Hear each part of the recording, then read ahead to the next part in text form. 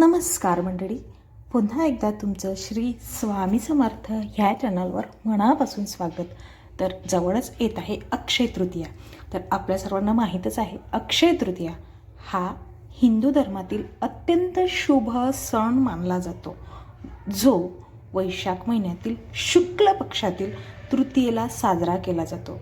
या दिवशी केलेले दान, पूजा आणि पितृतर्पण अक्षय म्हणजे कधीही नष्ट न होणारे पुण्य देतेच.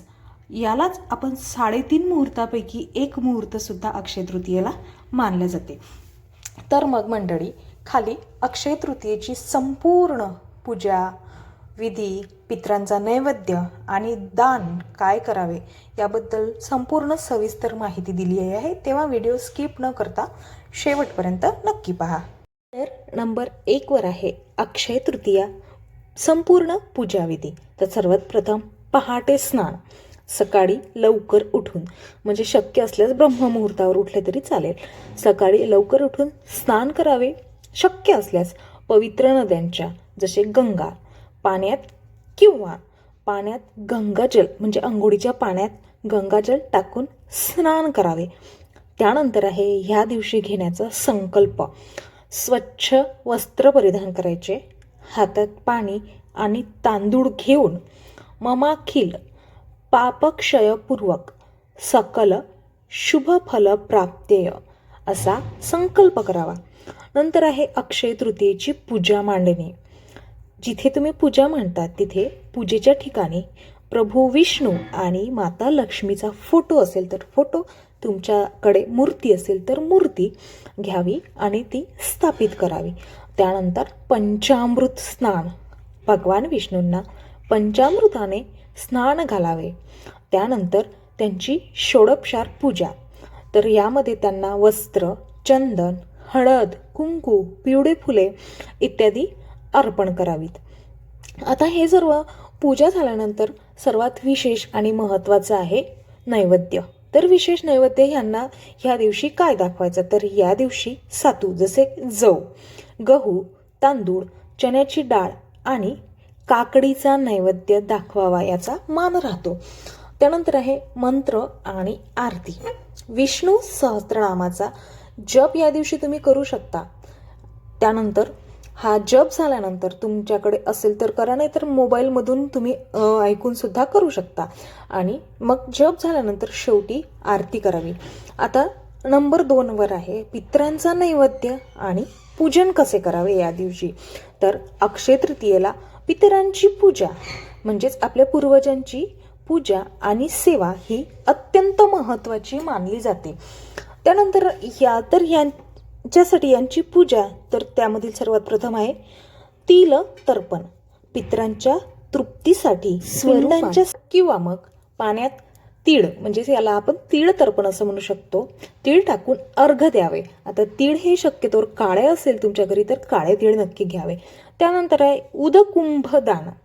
तर आपल्या पितरांसाठी, पूर्वजांसाठी पाण्याने भरलेला तांब्या, त्याला उदकुंभ असे म्हणतात, हा दान करावा. हा कुंभ मातीचा असेल तर फारच चांगलं, जेणेकरून त्यांना वर्षभर पाणी मिळेल.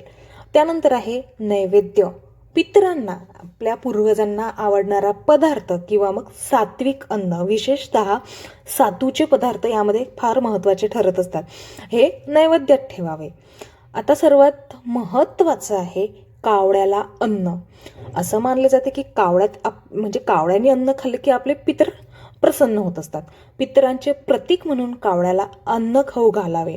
यामुळे पितृदोष नष्ट होतात. पितृदोषातून तुम्हाला मुक्तता होऊन तुमचे पितृ तुम्हाला आशीर्वाद देतात अशी सुद्धा मान्यता आहे. आता नंबर 3 वर आहे काय दान करावे. अक्षय तृतीयेच्या दिवशी तुम्ही काय दान करू शकता. तर या दिवशी दान केल्याने पुण्य तुमचं कधीही संपत नाही असं मानलं जाते. अक्षय म्हणजे ते अक्षय राहते. आता सर्वात महत्त्वाचं जलदान. जलदान हे सर्वात महत्त्वाचे आहे. पाण्याने भरलेले मातीचे मडके म्हणजे कलश तुम्ही दान गरजू व्यक्तींना करू शकता. त्यानंतर आहे अन्नदान. गरजू लोकांना किंवा ब्राह्मणाला तुम्ही तुमच्या खिशाला परवडेल असं, तुम्हाला परवडेल, तुम्हाला झेपेल असं अन्नदान करू शकता. त्यानंतर आहे उन्हाळ्यातील वस्तू, जसे उदाहरणासाठी छत्री, पंखा, बूट, चप्पल किंवा सुती कपडे तुम्ही दान करू शकता. फार महत्त्वाचे आहेत हे. त्यानंतर आहे फळ आणि धान्य, जसे सातू, गहू, तांदूळ, काकडी, फळे इत्यादी फळे यांचे दान अक्षय तृतीयेच्या दिवशी करणे फार शुभ मानले जाते.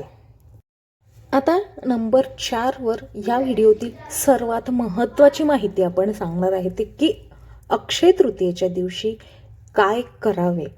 तर तुम्ही अक्षय तृतीयेला नवीन वस्तू खरेदी करू शकता, जसे उदाहरणासाठी सोने, चांदी किंवा मग घरासाठी आवश्यक वस्तू तुम्ही नक्कीच खरेदी कराव्यात.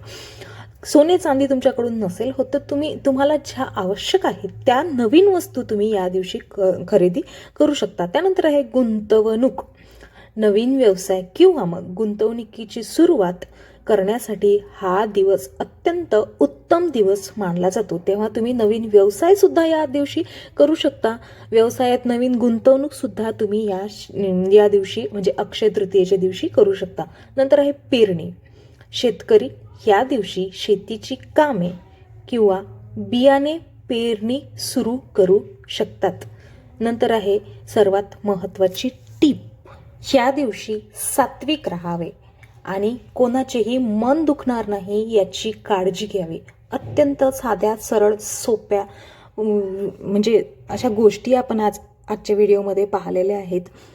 अक्षय तृतीयेच्या दिवशी ह्या जर तुम्ही केल्या तर तुमच्या आयुष्यात सुद्धा सुख, समृद्धी आणि धनाची अडचण कधीच येणार नाही. व्हिडिओ शेवटपर्यंत बघितल्याबद्दल तुमचे मनापासून धन्यवाद. व्हिडिओ जर तुम्हाला आवडला असेल तर लाईक, शेअर नक्कीच करा आणि असेच माहितीपूर्ण व्हिडिओ पाहण्यासाठी आपल्या चॅनलला सबस्क्राईब करून कमेंट बॉक्समध्ये श्री स्वामी समर्थ नक्की लिहा.